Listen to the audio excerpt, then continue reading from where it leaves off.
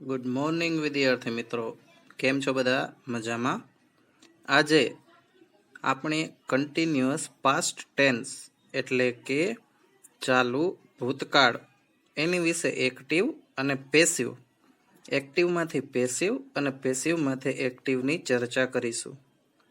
મિત્રો, હું વિપુલ સર ઇંગ્લિશની અંદર એક્ટિવ અને પેસિવ ચેન્જ ધ વોઇસ તમને ભણાવી રહ્યો છું. સૌ પ્રથમ મિત્રો, આપણે ઘણા બધા એક્ટિવ પેસિવના કાળ પ્રમાણે કઈ રીતના ફેરફાર થાય એ જોયા.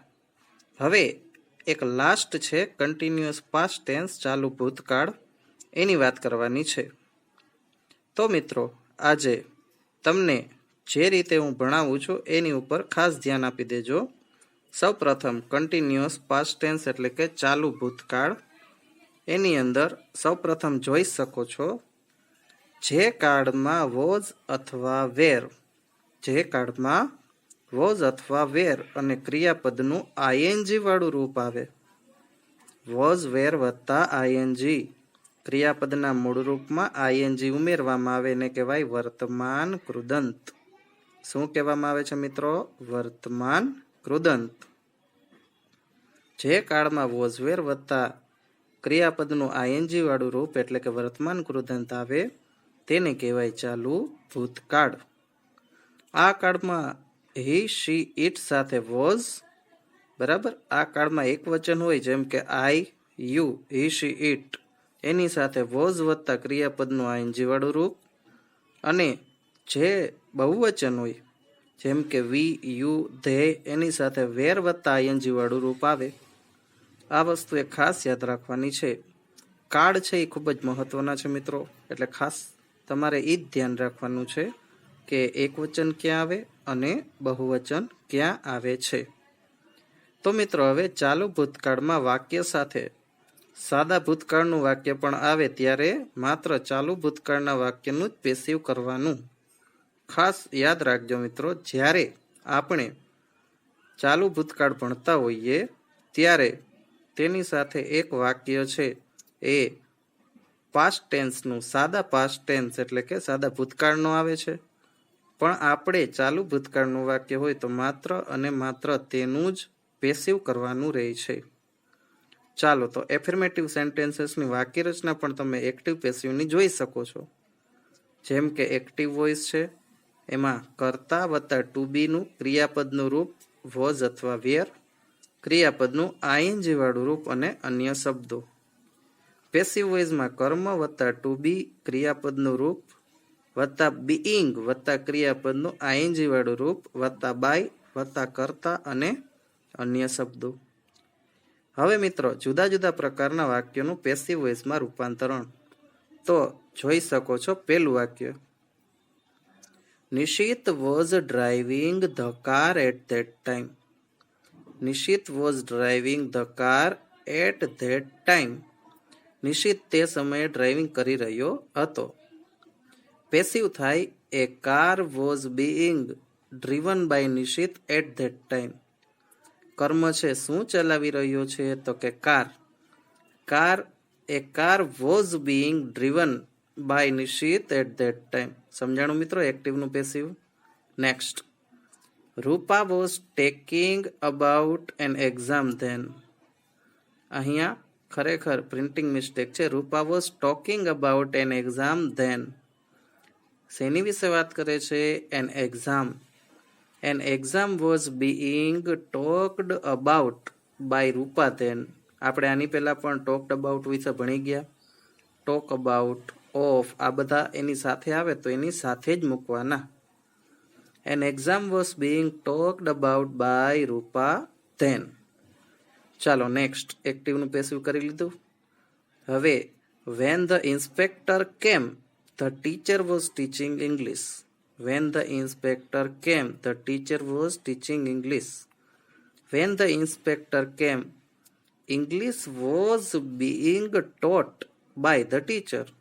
English was being taught by the teacher.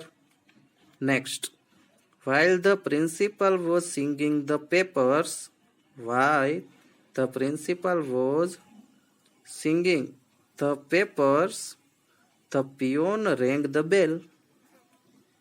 while the papers were being checked, અહીંયા પણ પ્રિન્ટિંગ મિસ્ટેક છે મિત્રો, ચેકિંગ આવશે. While the papers were being checked by the principal, the peon rang the bell. સમજાણું મિત્રો? ચાલો. At that time, dishes were being washed by the servants. At that time, dishes were being washed by the servants. At that time, the servants were washing dishes. Passive નું active. An apple was being cut when I came. You were cutting an apple when I came. તો અહીંયા અનુમાનિત કરતા આવ્યો. અને last, when you entered the house, we were being scolded by father. When you entered the house, father was scolding us. તો મિત્રો અહીંયા પેસિવનું active અહીંયા આપણે ભણી ચૂક્યા છીએ. હવે નેગેટિવ સેન્ટેન્સીસ તરફ આગળ વધીશું. ચલો મિત્રો, તો એના પછી નેગેટિવ સેન્ટેન્સીસની વાત કરીએ. મિત્રો અહીંયા નેગેટિવ સેન્ટેન્સીસમાં વાક્ય રચના છે કર્તા, ટુ બીનું રૂપ વત્તા નોટ ક્રિયાપદનું આઈએનજી વાળું રૂપ, કર્મ અને અન્ય શબ્દો. પેસિવ વોઇસમાં આવશે કર્મ, ટુ બીનું ક્રિયાપદનું રૂપ એટલે કે વોઝ અથવા વેર, વત્તા નોટ વત્તા બીઈંગ વત્તા ક્રિયાપદનું ભૂતકૃદંત વત્તા બાય વત્તા કર્તા અને અન્ય શબ્દો. પહેલું વાક્ય, The students were not drawing a picture when the teacher came. The students were not drawing a picture when a teacher came. A picture was not being drawn. Drawing નું શું થઈ ગયું? Drawn. Drew અને drawn. By the students when the teacher came. A picture was not being drawn by the students when the teacher came. Next. Salma was not listening to my lecture. Salma was not listening to my lecture sincerely this morning. Salma was not listening my lecture sincerely since this morning.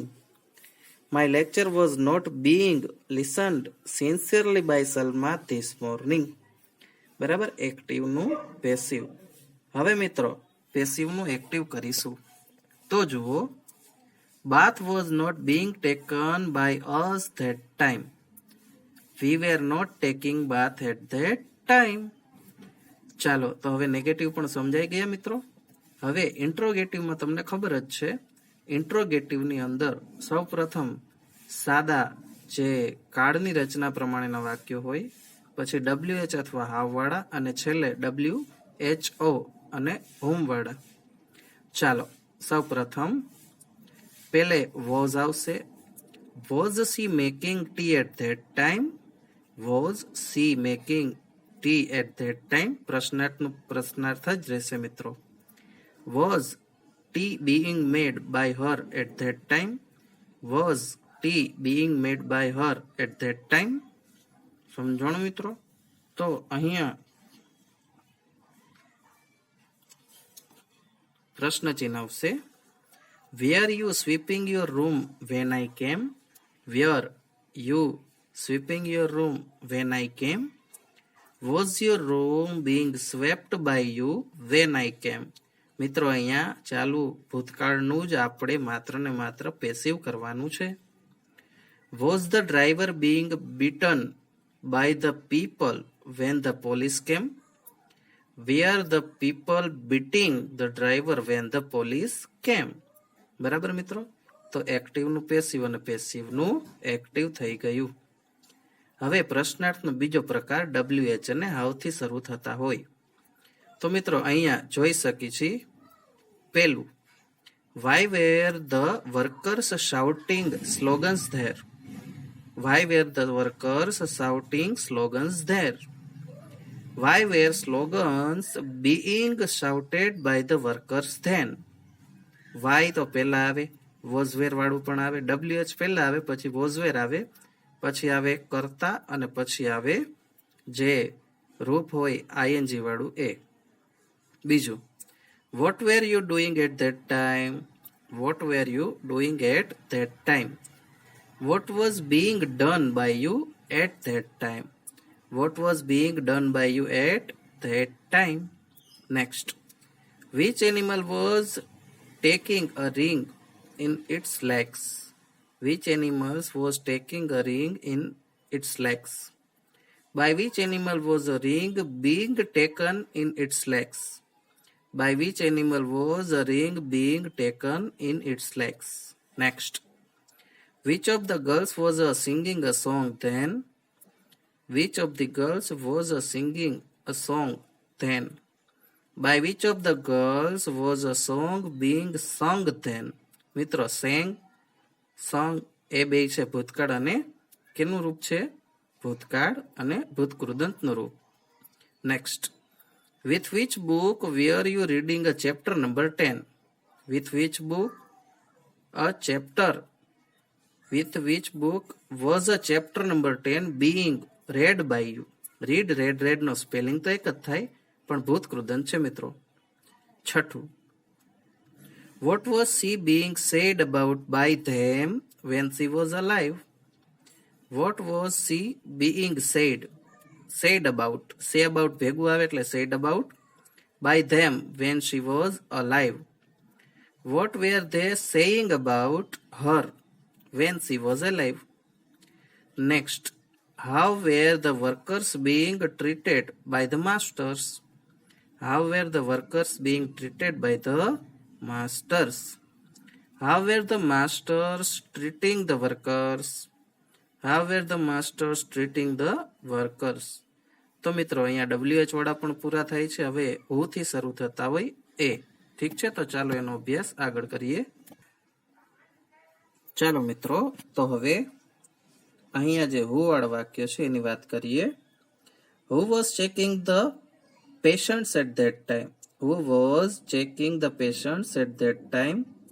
By whom were the patients being checked at that time? Next. Who were singing an old film songs then? Who were singing an old film songs then? By whom was an old film songs being sung then? પછી by whom were 5 cows being looked after? By whom were 5 cows being looked after? Who was looking after 5 cows? બરાબર. તો હવે whom વાળા last વાક્ય. Whom were you calling then? Whom were you calling then? Who was being called by you then? Who was being called by you then? And last. Whom was Mrs. Sutaria serving coffee? Whom was Mrs. Sutaria serving coffee? Who was being served coffee by Mrs. Sutaria? તો મિત્રો હવે જો તમારું last session છે exercise એ મેં તમને દેખાડી છે. હવે આના પછી મિક્સ એક્સરસાઇઝ આવશે. એટલા માટે સૌ પ્રથમ જે હોમવર્ક આપવામાં આવે એ હોમવર્ક રેગ્યુલરલી પૂર્ણ કરવાનું છે અને આના ફોટા હું તમને વિડીયોને અંતે મોકલી દઈશ. તો મિત્રો આજના હોમવર્કની અંદર તમારે જેટલું કરાવેલું છે, જેટલા વાક્યો છે એ બધા તમારે ક્લાસવર્કની બુકમાં અને રફ બુકમાં એક વાર લખવાના છે અને એના લખીને પછી એક્સરસાઇઝ પણ કરવાની છે. એક્સરસાઇઝના વાક્ય તમારે 3 વાર કરવાના છે. તો એક્ટિવ અને પેસિવ છે અહીંયા પૂર્ણ થાય છે. હવે એની મિક્સ એક્સરસાઇઝ આવશે. તો મિત્રો હવે આવતા નેક્સ્ટ વિડીયોમાં મળીશું. Thank you very much. અને બધા જને તહેવાર છે એ તહેવારોની શુભકામનાઓ પરમાર વિપુલ સર તરફથી. Okay, thank you.